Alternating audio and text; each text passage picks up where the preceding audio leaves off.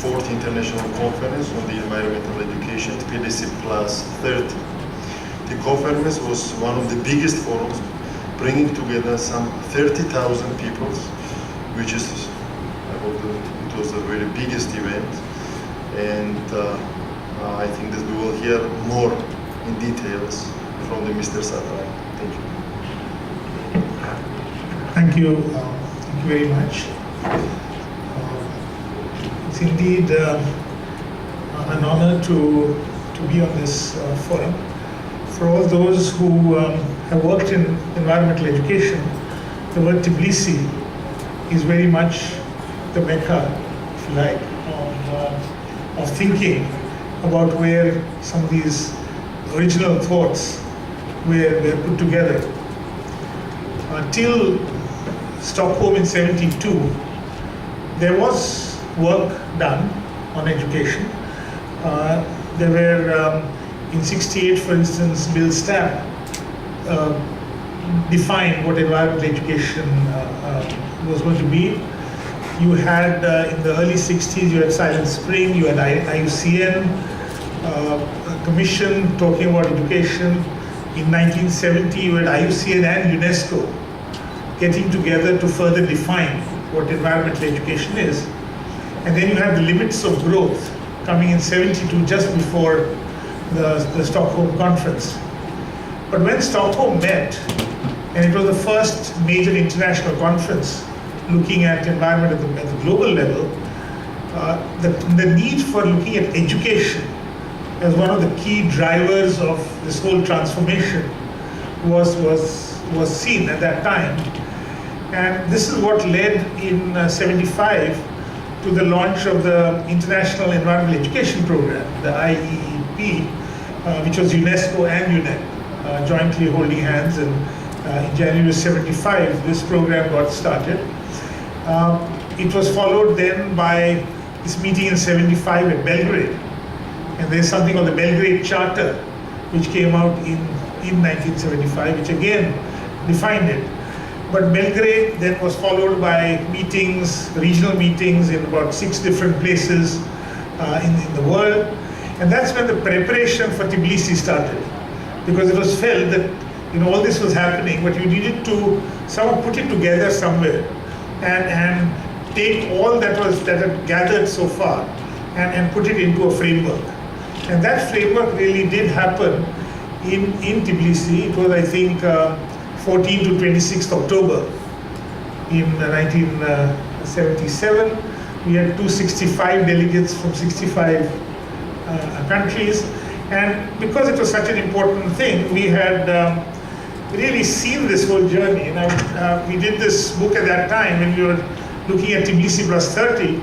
It's called Tbilisi to Ahmedabad, A Journey of Environmental Education, a source book. And I'd like to give a copy to the chairman of this. It traces this whole history and what happened and some of the ups and downs of this. For instance, not many people know that when the Tbilisi conference was being held, Bill Stapp was the person in charge at UNESCO. And he had a young assistant called Julia, who was also preparing the work. And UNESCO decided not to give her the ticket to go to Tbilisi. So she quit that job. Today, Julia is the Director General of IUCN. That's the same Julia. She was still called Julia Martin at that time. And Julia came and gave me the story when we were doing the study. She said, "You must know what my connection with this is. I prepared all the background papers." So there are lots of small intrigues and in all of our journey. Michael has been such a friend and seeing how that whole thing was taken forward. And what Tbilisi did was really put all the different definitions into one place. It said environmental education is a process aimed at developing a world population that is aware and concerned about a total environment and its associated problems, and has the attitude, motivation, knowledge, commitment, and skills to work individually and collectively towards solutions of current problems and the prevention of new ones. And it connected environmental education with global issues and global problems. And that's how this conference went. There was a number of recommendations. Post Tbilisi, that whole period from 78, 87, there were a number of regional and other meetings. And then in 87, you had a meeting in Moscow. By this time, our center had gone. It was actually going to be in Georgia. The Tbilisi plus 10 was going to be held in Georgia. But at that time, there was some problem. And the authorities shifted it at the last minute from Tbilisi to Moscow. And I had been there. I was part of that conference, which was the plus 10 conference. And then, of course, you had the conference, which was Tbilisi plus 20, which Michael organized. That was the whole thing by which we came to looking at the 4th International Conference. And by this time, you had the development of EESD, Education for Sustainable Development. And there was this certain amount of unnecessary tension that what is EESD and what is EE, and are they different, are they supportive, are they this or that? And this was completely unnecessary. Because if you look at the roots of environmental education, they are not limiting. They were not limiting in that sense. They saw a wider number of disciplines to have to come together to contribute. ESD, therefore, saw it as being something which would be equally applicable, not only to environmental fields, but to others. My friend Charles Hopkins often says that why should economics not be the leader of ESD? Why should it be environment? Because ESD, as we all know, equally talks about development, equally talks about the social reality. Environmental education did, but environmental education still is the one which pushes and moves this whole thing. And therefore, when Ahmedabad came up, I just read one sentence. I'll read one sentence from the declaration at Ahmedabad, which is the Tbilisi plus 30. And it basically says that environmental education processes support and champion education for sustainable development. And it saw it that environmental education, being one of the first to really realize the whole issues of the globe, would sort of champion such a process, must be relevant, responsive, and adding. So I think there's a very good synergistic responsibility here. The conference in Ahmedabad also led to a nice symbol. I don't have a slideshow here to show you, but one of the things which we launched, the whole community launched in Ahmedabad, was the concept of the handprint. The whole issue of footprint, we all are aware, and footprint is the pressure, if you like, that mankind is putting on the globe. It measures that for our lifestyle, how much in hectares would we need. And we all know that while the world can afford about 2, a developed country like the US consumes about 8 or 9 hectares is required for every person there. Europe is already half of it. But there was a footprint issue.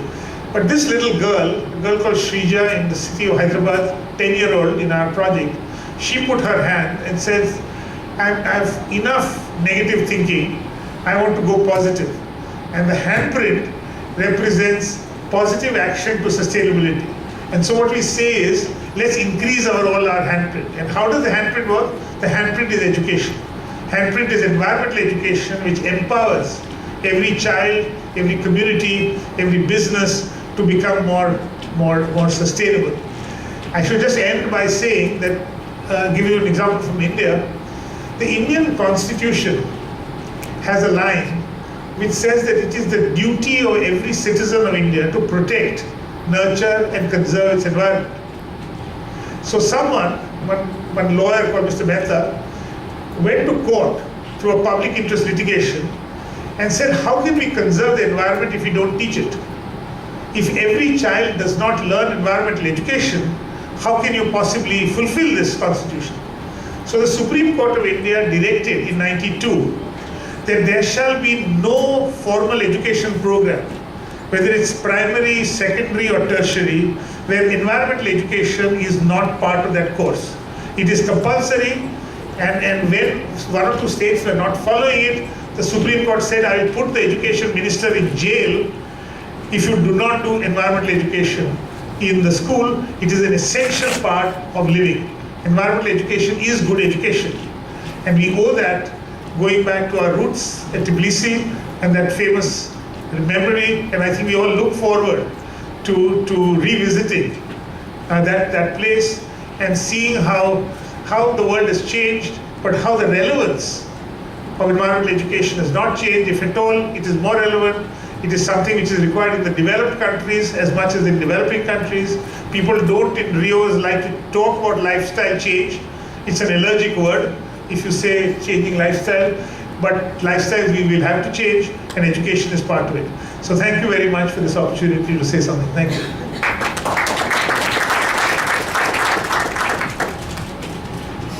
Thank you very much. You are most welcome to revisit Tbilisi, and we are open to visit you and other prominent people like you in our capital. Now I would like to pass the floor to our